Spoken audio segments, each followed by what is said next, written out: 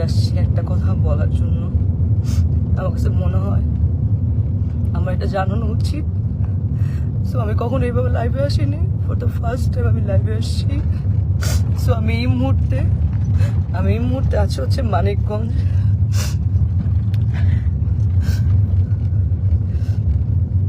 আমি এই মুহূর্তে আছি মানিকগঞ্জ ডিরেক্টর রাফাত মজুমদার রিঙ্কু ভাইয়ের একটা কাজে আসছি ফিকশনে। এখানে আমার সাথে আছে তানজিন তিশা, সুদুজ্জামান সেলিম ভাইয়া, মোমেন আন্টি এবং অ্যাক্টর মিরাপি। তো আমি জানি না আসলে গতকালকে আমার প্রথম সিন এবং গতকালকে আমি মানিকগঞ্জ আসি। এসে আমি তানজিন তিশা আপুর জন্য আমি খুব সুন্দর ঢাকা থেকে গিফট নিয়ে আসছিলাম যে আমি তানজিন তিশা আপুকে গিফটগুলো দিব, কারণ আপু এত সিনিয়র, আপু একটা ফিল্ম করতেছে, আপুকে উইশেসের জন্য আমি আপুকে আসলে গিফটটা দিই, কিন্তু আপু গিফটটা নেয় না এবং সে গিফট অ্যাকসেপ্টও করে না এবং সেখানে সবাই ছিল, সবাই দেখছেও। তো আমি কিছু বলি না যে উনি হয়তো গিফট নেয় নেই, ঠিক আছে মেনে নিচ্ছি। তো আমার প্রথম সিনে আমি যখন শুরু করছি তখন সেখানে প্রথম সিনে উনি আমাকে, সিনের মধ্যে ছিল না, উনি আমাকে মেরে আমার এখানে যে দেখেন দাগ, খামচির দাগ হাতে দাগ রক্ত বের করে ফেলছিল কালকে প্রথম সিনে। এবং সেইটা যখন মনিটরে এসে আমি যখন দাঁড়াইছিলাম তখন রিঙ্কু ভাইয়া এবং সেলিম ভাইয়া দুজনেই বলতেছিল যে তিশার কি হয়েছে, তোমার সাথে কি কোনো ঝামেলা আছে আগে, ও তোমাকে এভাবে মারলো কেন বা কি আসে বিষয়। আমি তখন আসলে এক পর্যায়ে আসলে আমি বলেই দিছিলাম যে হ্যাঁ, এর আগে আমি যখন আসলে নাটকে মুশফিকুর ফারহানের সাথে কাজ করতাম অ্যাজ এ কো আর্টিস্ট হিসেবে, তখন তিশা আপু আমাকে এরকম ফোন দিয়ে থ্রেট দিছিল যে হ্যাঁ ফারহানের সাথে কাজ করতে পারবা না। আমাকে না, আরো অনেককে আসলে এরকম উনি ফোন দিয়ে থ্রেট দিছিল যে পায়েলকেও, কেয়া পায়েল, তারপর আরো অনেককে এরকম ফোন দিয়ে উনি থ্রেট দিছে যে কাজ করা যাবে না। তো আমি তখন বলছিলাম ওই সময়টা যে আপু কেন আমি কাজ করব না, আমি তো আর্টিস্ট, আমি তো সবার সাথে কাজ করব, ফারহান ভাইয়ের সাথে কাজ করব, জোবান ভাইয়ের সাথে কাজ করব, সবার সাথে। ফারহান ভাইয়ের সাথে কেন কাজ করব না, কি সমস্যা কি? তখন আমি বলছি হ্যাঁ আমার ফারহান আমার জামাই হয়। আমি তখন আর কিছু বলি না, আচ্ছা ঠিক আছে মনে হয় পার্সোনাল ওনাদের ব্যাপার হয়তো। তারপরে এরপরে গিয়ে কিন্তু আমি ফারহানকে জানাইছি ফোন দিয়ে যে ফারহান তিশা আপু কিন্তু আমাকে ফোন দিয়ে এইসব কথাবার্তা বলছে, এইভাবে হলে তো কাজ করতে পারবো না। তো সেটাও তাও 1-2 বছর আগের কথা। যাই হোক, উনি হয়তো ওই ক্ষোভ বা এই রাগ নিয়ে আসে কিনা আই ডোন্ট নো। আজকে আমার সব সিন শেষ, আমি লাস্ট সিন। তো ওই সিনের মধ্যে লেখা ছিল যে আমি গিয়ে তিশাপুকে, সিনের মধ্যে লেখা আমি গিয়ে তিশাপুকে চট দিব এবং চট দেওয়ার পর উনি ওইখান থেকে চলে যাবে, এটা সিনের মধ্যে লেখা। তো আমি টেকনিক্যালি, আমরা তো আর্টিস্ট, আমরা তো টেকনিক্যালি কিন্তু আসলে আর্টিস্টকে আমরা যদি কেউ কাউকে মারে বা আঘাত করে আমরা কিন্তু খুব সফটলি টেকনিক্যালি সেটা করি। তো আমি তিশা আপুকে খুব আস্তে করে গালের মধ্যে জাস্ট একটু গালে হাত লাগাইছি। উনি চলে যাওয়ার কথা ছিল, কিন্তু উনি চলে না গিয়ে উনি সিনের মধ্যে, ক্যামেরা ওপেন ছিল, ক্যামেরা ওপেনে সিন চলতেছে মানিকগঞ্জে, এখানে অনেক মানুষ ছিল, তারপর ডিওপি ভাই আরো সবাই ছিল, এডিটর সবাই ছিল, উনি ওইখানে আমাকে এমন ভাবে মারছে আমার গালের মধ্যে এত জোরে জোরে মারছে আমার গাল, আমার চোখ ফুলে গেছে। আর আমি আমি আমি মানে কথা বলতে পারতেছিলাম না, আমার এই জায়গাটা এত জোরে লাগছে, তো আমি নিতে পারি নাই। এন্ড উনি এটা ইন্টেনশনালি করছে এবং করার পর আমি বললাম যে আপু এটা কি করলেন, আপনি কেন মারলেন আমাকে, আপনার তো এটা সিনে ছিল না। এন্ড উনি আমাকে যা তা গালাগালি শুরু করছে।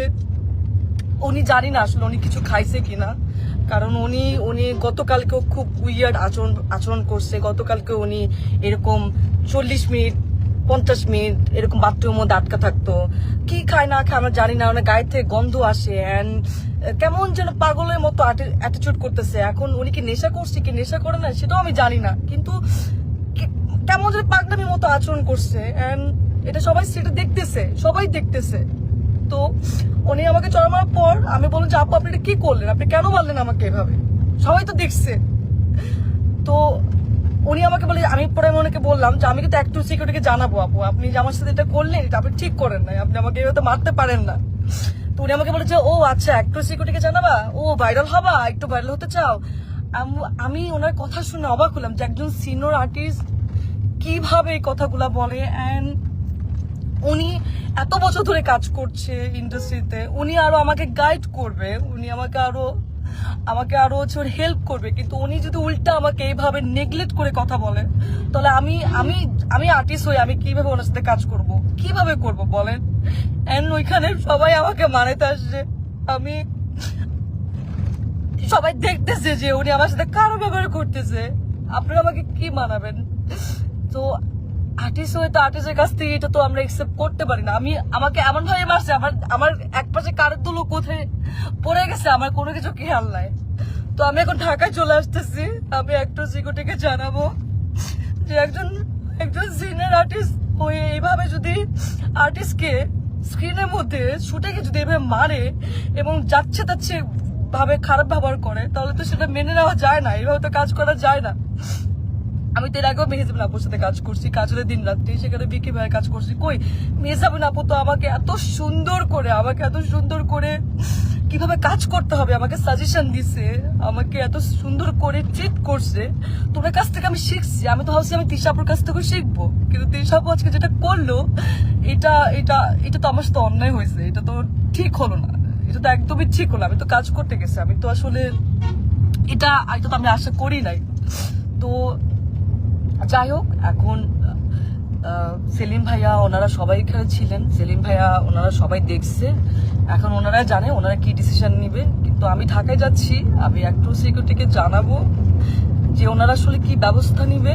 এবং আজকে যদি এরকম একজন আর্টিস্টের সাথে কাজ করে, মানে আমার যদি এই অবস্থা হয়, তাহলে যারা কাজ করছে প্রিভিয়াস বা তারাই বা কি ফেস করছে। তো আমি তো সবসময় আশা করি যে আমি যারা সিনিয়র, যারা মেহজাবিন আপু বা যাদের সাথে কাজ করব, কখনো সামনে যখন কাজ করব, তাদের কাছ থেকে আমি শিখবো। কিন্তু তানজিন তিশা আজকে উনি যেটা করলো আমার সাথে, আমি এত নাইসলি ওনাকে গিফট দেওয়ার চেষ্টা করলাম, সেটাও তো নিল না, উল্টা আমাকে মারলো শুটিং সেটে। এটা কি ঠিক করলো?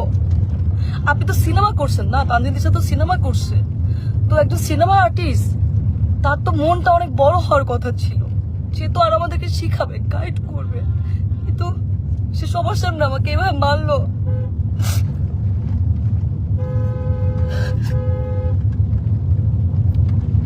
যাই হোক, আমি ঢাকায় যাচ্ছি,